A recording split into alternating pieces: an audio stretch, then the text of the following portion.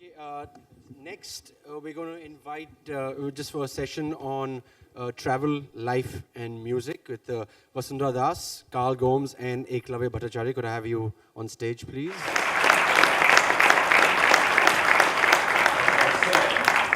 Ekalavya Bhattacharya is responsible for the growing digital footprint of MTV Everyone. He loves to innovate new marketing methods using social media, so we will talk to him about that.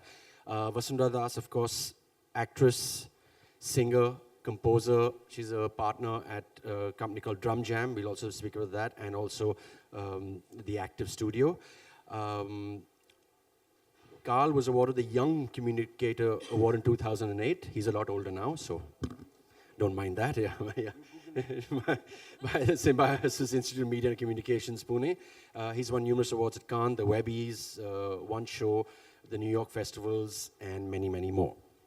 So we're going to talk about ideas about music, about travel, how they merge these things together, and use those experiences within the work that they do at the moment. First of all, I just want to I want to ask Ekalavya, yeah, and this is probably putting you on the spot, since you're sitting in the center.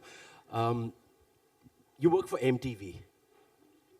There's no music in MTV anymore. I'm just saying that, it's not, I mean, I'm sure he's brilliant. I don't mean to,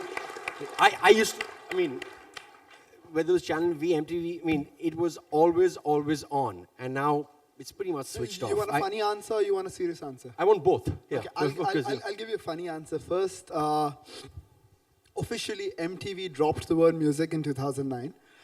So it's not really music television. But in our heads it is still, yeah. So, it's perfect. And for you guys, I'm not making a pitch of anything or sorts.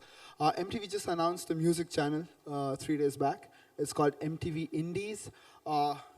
Non-stop music for the Indian audiences. Like for real. Yes. Yeah. And, taking off what Ravi said, there's no money in music. And Vasundhara will tell you more about that. Unfortunately, how many of you over here have paid for a song today, yesterday, a month? You guys are geniuses. Now put up your hands. Even I paid for a song. That's like 5% of the audience in a country run by piracy. I'm sure all of you know songs.pk far more than the MTV India website. So the thing is, you guys killed music, right? Not us. When you guys stopped buying music, okay? You guys stopped buying CDs. Cassettes, I doubt people even know what cassettes are. If you have cassettes, hold on to them. Antique pieces in a while. So the only music which makes money is Bollywood music. You know why? Because forget monetization when it comes to Bollywood. Labels are playing this music everywhere because it markets the movie. And which is why 97% of music on any of the music channels in India, apart from say VH1, which is also Viacom, is Bollywood. Listen to radio. I'm sure all of you listen to radio. Listen to radio in the morning. Okay, how many indie artists, how many indie pop guys do you hear? Nothing. 99% of radio in India plays only Bollywood. Why? Because 99% of the audience is listening to Bollywood. So if you tell me there's no music in MTV, probably. But 18 hours, yesterday 16 hours out of the 24 hours were music. Probably it's music which you don't like, for which you have YouTube and Spotify. Well, actually, I do disagree with you on a certain point. They're saying 99% of people only listen to Bollywood. India has well over 1 billion people. So even a niche audience is millions. That's the way I feel. I feel people who are marketing don't look at that. I mean, so your niche audience here may be more than 2 or 3 countries in Europe in one go. Why don't you look at that as well and take that into account? And you were talking also before about music, people not buying stuff. Yes. Like books as well, I'm sure there are a whole bunch of, I don't know how many people agree or disagree with that, there are a whole bunch of factors that come in about how much music actually cost when you were buying. I mean, CDs were priced at some insane rate. I remember the flight Flipkart Flight e-store, the music store opened, and I downloaded around 40 albums. I paid for it because it was available. Flight is dead. But yeah, it's dead. I mean, can I ask you? Like, I mean, I actually don't know why. Do you know why it died? I know Flight is dead because not enough people are buying music. I'm the only one who bought the album. The thing is, okay, I'll tell you. You know, I thought this will be. I'll give you some basic facts. You know why Flight died? Flight died not because. Okay, probably you guys were not buying music. It's okay. Some people do. 1% is a lot, right? And if you go royalty-wise, okay, more brilliant, you know. So Flight has nothing to lose, right? Flipkart says we set up a platform, T-Series, HMV, all the music labels come. They probably give them their entire libraries, and they do a rev share. But that's not the problem. The problem is a music label is investing in content. You know, a music label will want a monthly guarantee, a minimum guarantee, a MG.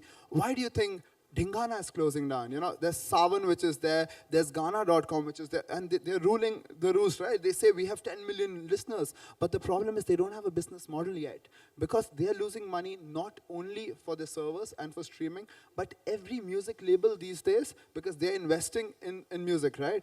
They want a minimum guarantee. Yeah. Are they really investing in music? Music labels Labels? are investing to make money. You know that. Like, if Vasundhara right now sang a song from a particular movie, which rights belong to, say, T-Series, you know, T-Series, this event, Blogadda will actually have to pay performance licenses to T-Series for Vasundhara to That's sing not her my own question. song. That's Are the problem of the they business. investing in the making of music? No. MTV is trying to invest in making music. You know, we've got some good shows with Coke Studio and Unplugged. I and stuff like that. mean, Coke Studio, I have to say, you know, that is a good thing, and it's really good also that you're trying a new indie channel. I was just regretting that, there was no more music on MTV, and I'm sure that was also a corporate decision when they could have pushed for that as well, because we always go for mass in India. Everybody assumes mass in India. So, you know, not many people know VH1 is actually a Viacom channel, you know. So we sit like on the same floor pretty much. And so you have English, you have apart from the popular Viacom English. ads that come in between. That's it. So you have English, you have stuff which is happening out there. And you're in the space, like if you want to listen to Floyd, Metallica and all, gone are the days where you can monetize it even on television, right? Because the young audiences are not watching it, which is why, you know, YouTube, Spotify, they're thriving internationally. Probably soon Ghana.com and guys will figure out how to make a little more money off music streaming websites in India. Okay. Notice so that they haven't spoken about the musician yet. I'm going to come to the musician now. Yeah, I was just going to ask you. So basically, books are dead and music is dead. That's what, you know. I was supposed That's to what we're talk getting about from all travel. of this one. Yeah, it's just all Becoming downhill a from really here. dreary afternoon, No, isn't no, it? no. We're going to get to that. I just want to start with you with that here because I've never had the Always chance cool to in talking about ask music. about. People should know the real answers, right? So many people say that, and which is why I defend the thing passionately, because I don't buy music yet. I wish I did, but I buy a CD once in a while still, yeah. So, Vasundhara, I mean, you are composing music, right? I mean, you are producing music.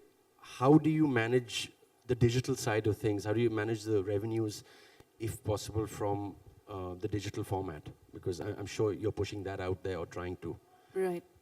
Well, as much as I hate to, I have to agree with you. But, you know, the whole paradigm of how we do business in music has shifted.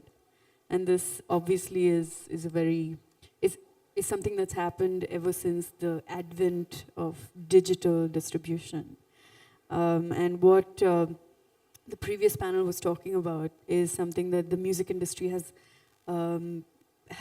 grappled with in a very big way already. And there is currently no balance in the business of music. So what does that mean for somebody like me that's a content creator in a music context? It means that I really have to believe in myself, first of all, and I really have to want to do what I'm doing for the right reasons, which is again a point that we discussed earlier in a literary context. In my particular case, again, the music industry is something that's really subjective to, you know, what's happened in a particular artist's career in the past, how they've straddled commercial success vis-a-vis an independent identity as an artist? Have they made a choice and gone, or as we say very often in the music business, have they sold out? So these are really crucial choices that every artist has got to make during the course of their career. So in my particular case, and that's the only example that I can quote because it's different for other people, I've straddled the commercial segment and chosen to keep my identity open as an independent artist as well. Is that because, I mean, you've been forced to do that in the sense of... No, in my case, it wasn't forced. It was just the way that things happened in my career. So a lot of it was luck by chance. So it just flowed in. So it kind of moved, my career kind of moved in those kinds of directions, and I chose not to close doors.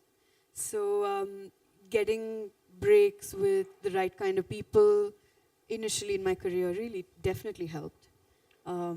Having hit songs in films has definitely helped. But again, I find a lot of my colleagues that have had commercial success in films who've chosen not to be in the independent space and are very, very content and happy. Because, I mean, they're making the money Because the they're way that they making the want. money there. Which is fair enough. Yeah, which is fair don't enough, judge because anybody that's for a that. choice. I'm going to come back. You said, the reason I'm going to come to Karl now, because he has to say something. Yeah, no. Advertising's dead too. So yeah, that was Karl. Now moving on. No, fine, no. No, I was just saying that you were saying that you had to reach out to people. You had to reach out, whether it's digital. I mean, don't leave. Fine. No, let's get it. No, I fine. believe No, in no. advertising. I mean, you had to reach out to people to sort of move in a different direction. And from what I see about Karl, I'm assuming this is the kind of stuff that you do as well, because from what you sent me, your work, it's a collective of planners, designers, writers, coders, and producers. Collaboration, you partner with brands and startups to create ideas for a genuine, better, and fitter world. Yeah, for exercise, yes or no. So we start with why. We are always in beta.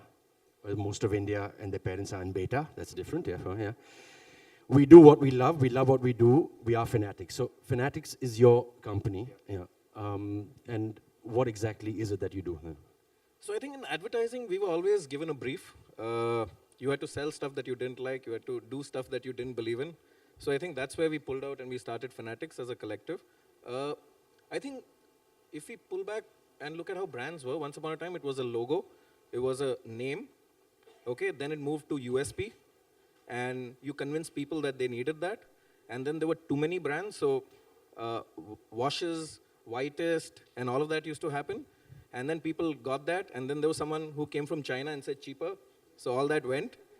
And today we are in the people's era. So brands have to be like people. And if you see what digital and what social media has done, has made it a level playing ground for everybody, for whether it's a brand or a person or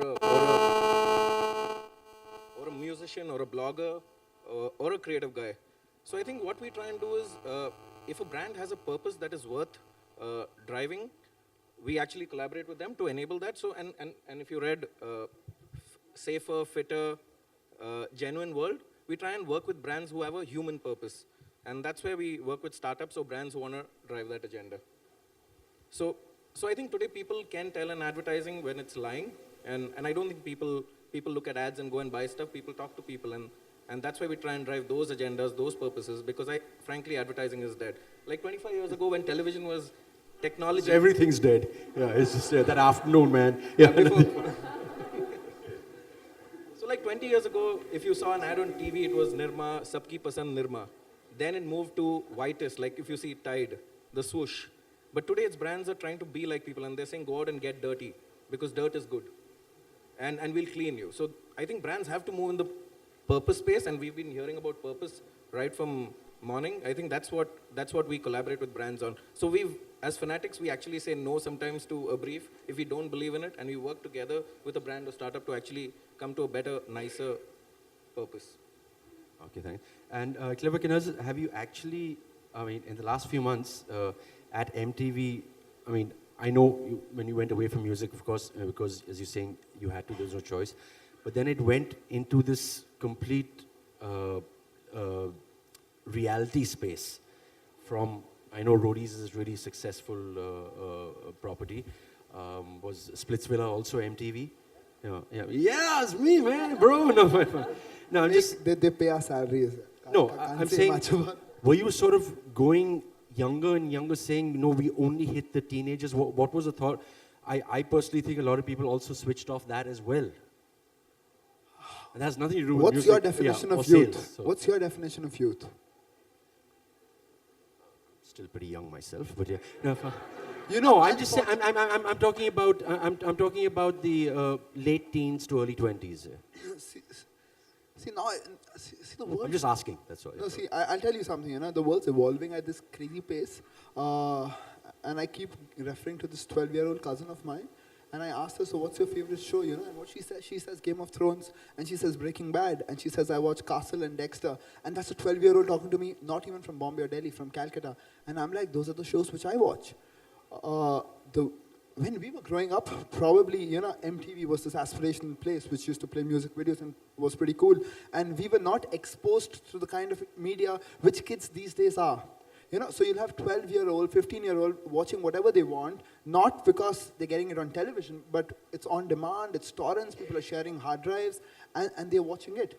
So if you ask me, as definition, yes, we are 15 to 24, we are 16 to 24, AB Hindi-speaking markets.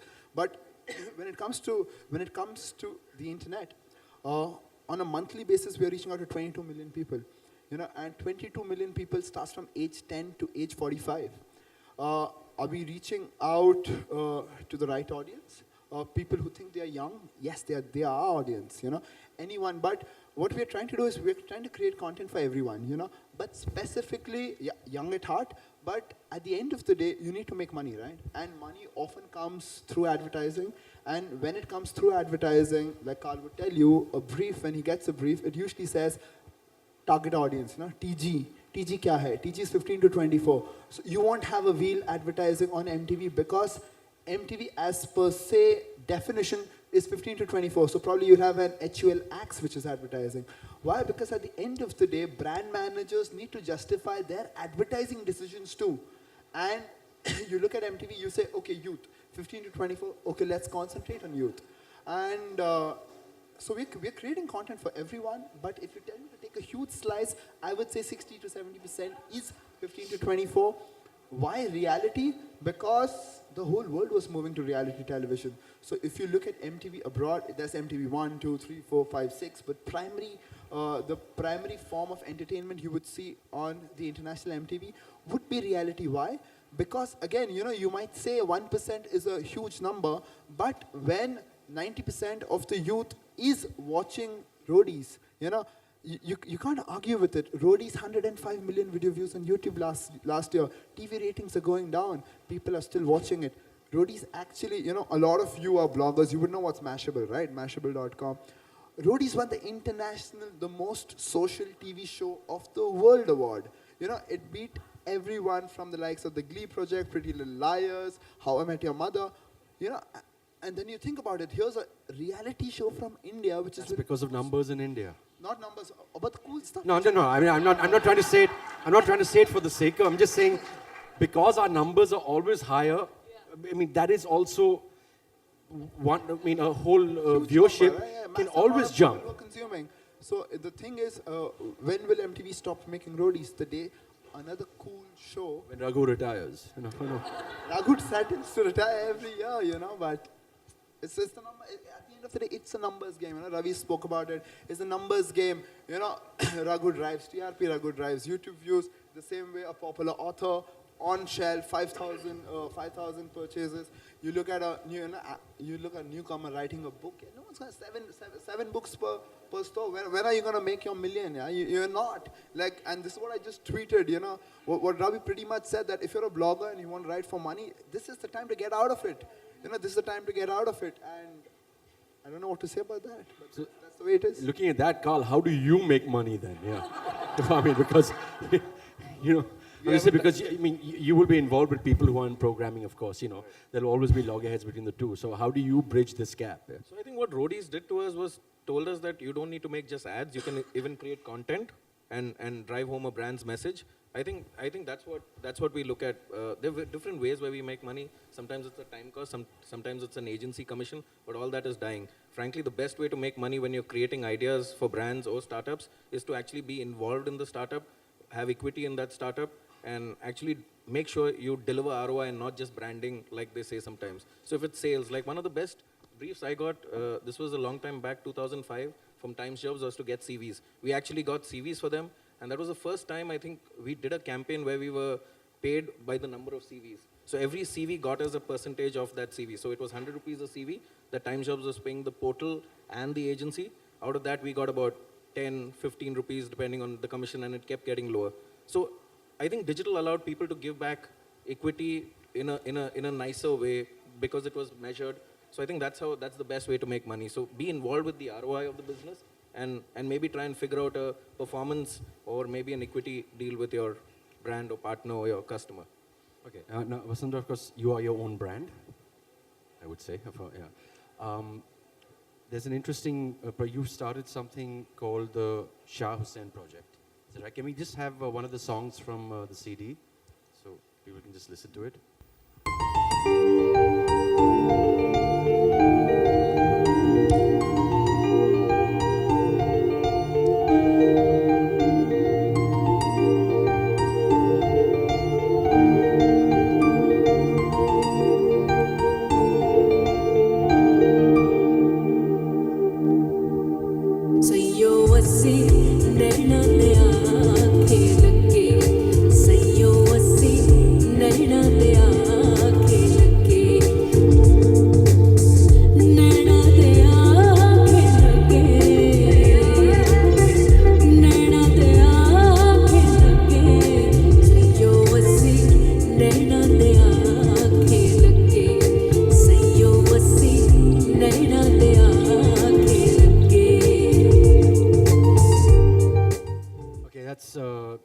From her volume 1, Thank is you. it? Yeah. Yes, it's volume 1. There is a volume 2 in production. It's about 3 months away. Go buy it. Yeah. Yes, yes, yes. Please buy it. So just tell us a little about this project and how it started. It kind of had to do a little bit with my journey as an artist again, since it's so personal. I came into the music industry as an independent artist, wanting to write my own music. At a time when there was independent music being released, there was indie pop as it's known, but I'd like to call it indie music. E-pop. Indie pop. India. I thought I heard yeah. E-pop. Okay, Yeah. that's fine. So, you know, that was at the same point in time when I had these opportunities to do commercial music for films, and I was doing films as an actress completely by accident. And somewhere along that journey, I think, you know, I got sidetracked from what I'd actually set out to do. Now, 10 years down, I have used the resources that were at my fingertips or at my disposal, created a studio for myself, and I'm creating content. Musical content. And this is our first production coming out of that studio. It's called the Active Studio. This is the Shah Hussain project, which is a Sufi project based on the poetry, 500-year-old poetry of Hazrat Shah Hussain, poet based out of Lahore 500 years ago. And this is my collaboration with Mir Mukhtiar Ali, a folk singer from Rajasthan. And this is what we perceive the thoughts and the poetry of Shah Hussain to be if it had to take a musical dimension in today. Okay, so I just want to, apart from this, I mean, obviously influences of Sufi music, you also have an interest, I mean, from flamenco in Spain Yes. to, I mean, cumbia, Latin American music. So a little bit of the world traveler in that. So we've just come to travel within music. This is a question that, you know, I think you'd mentioned to me and it was quite interesting. What exactly, does the music inspire your travels, or do your travel inspire your music? Since we set out to talk about travel, music, and ideas in life, yes, I think it's a two-way street. I have, because of the kind of work I do, traveled because of music. I have also, people have invited me to different places around the world to perform. But I have also seeked music and therefore have traveled. So it's kind of a two-way street there. For example, the flamenco journeys that I've had, and the musical experiences that I've had in South America because of interests in music and stuff like that. It's really interesting because I think all of us travel, and what makes you travel? I was going to ask, in case of programming, how would you use travel? In terms of programming, see, I'll tell you, everyone likes to, travel is cool, and why is travel cool? Because, at the end of it, obviously I don't have data to prove this, we all like stories, we all like stories about ourselves, especially if we are bloggers, and we are blogging about not specific niches, say not just technology or how-to videos, we all like stories, and what travel stories allow us is, we can be our own heroes, in travel stories. Rather than, seeing a movie or doing other stuff. In travel, you're the hero. So why do I travel? I love new experiences. I love new countries. Over the last 4 years, I've actually made a promise to myself each year. First resolution is at least 3 countries every year. How do we get travel into programming? We did a beautiful time with Blog Adda actually. We did the show called Drive with MTV. Nano Drive with MTV, which actually 2 seasons done. I would call it the most social show on the web these days. I think you also took roadies to Australia or something like that as well. I'm So, just saying that for. So roadies is less about travel. Yeah. Roadies not about travel. So let's park roadies aside. Roadies about entertainment, abusing each other, getting TRPs. Let me talk about the At least he's honest about it, and that's great. Yeah. That works. I didn't say it doesn't work. It works. Let's talk about the 1%, the cooler audience, So we put actually 4 people in a nano, the least of a car which you would think of. That's all you can fit in. Going all the way to Rohtang probably, And we put 4 people in nano, 21 days, every day a new experience, live blogging, tweeting, everything you can imagine, Pinterest, Instagram, all tweaked into one. So wherever you're traveling from one day to the next, that gets recorded, that goes up on the web the next day. So we did a beautiful show called Drive with MTV. We actually selected 2 bloggers from Blog Adda to travel with us. Another show which has got a lot of travel was Sound Tripping. This was with Sneha Khanwalkar, popular because of Gangs of Wasseypur and a lot of other stuff, where she actually went to various different places, recorded sounds pertinent to that particular place. Like the first episode was Kila Raipur, where you have the rural animal games. And she recorded sounds, and she created music out of these sounds.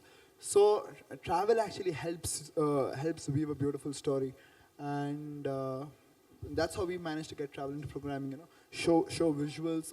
If you take Roadies itself, we took it to Brazil. Why? Because you have mass users and you're exposing them to this, pretty much the same concept in a different country. You get visual points. People say, wow, yaar, मेरे को Brazil जाना है, मेरे को Brazil जाके bike चलाना है. Brazil जाना है, ठीक है ना. Brazil जाके bike चलाना है ना. So, and that's what we do. And what makes me travel is, love to take a little break from places or travel to offbeat places, like Ladakh is not offbeat for me. Ladakh is not offbeat. Ladakh is not offbeat for me, because every year I see like 20 friends posting pictures about Ladakh, and for me it's like Juhu Beach. Yeah. If all of you want to love Ladakh, you should check North Sikkim. You should go out to Arunachal Pradesh, see stuff which how I make a travel decision. If any of my 1,000 Facebook friends have been to a place, I won't go there. Yeah. I already have their stories. Just in case anybody's confused, that's India, not China. Yeah, so yeah. So explore places which other people have not been to, because if you're sitting on a table and 20 people have been to Ladakh, you're not going to get a word in unless you're very loud. You get a lot of momos. So he's obviously traveling so that he can brag. A lot, and that's what I. Well, that's you know, what I said. have to. Yes, know, but I have to Brag agree. on I a completely- blogger. and that's I'm what with I- you. that's I'm what with I in said. on this. If you do travel a lot, you're just bound to brag. Okay, You let can't me help brag. it. Yeah. A little bit. Yeah, You so. brag a lot. Have you been know. to You brag. Iceland? You get. And Have you been to Iceland? I've not, but I'd I like have. to. Yeah, perfect. brag. But hold on to your drinks there. Drinks in Scandinavia are very expensive. Yeah. So.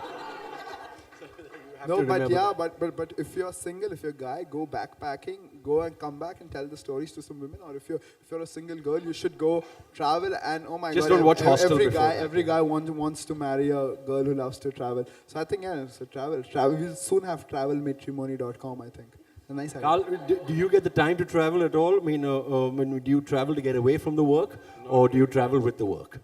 I try and travel with the work because otherwise no one will pay for it. But otherwise I travel on Google Earth. He's a really cheery chap, fellas. So yeah. Okay. I just also want to. This is for Vasundhara, maybe for both of you as well. What makes you take risks every day without knowing where the next paycheck comes from? A bit like my life, yeah.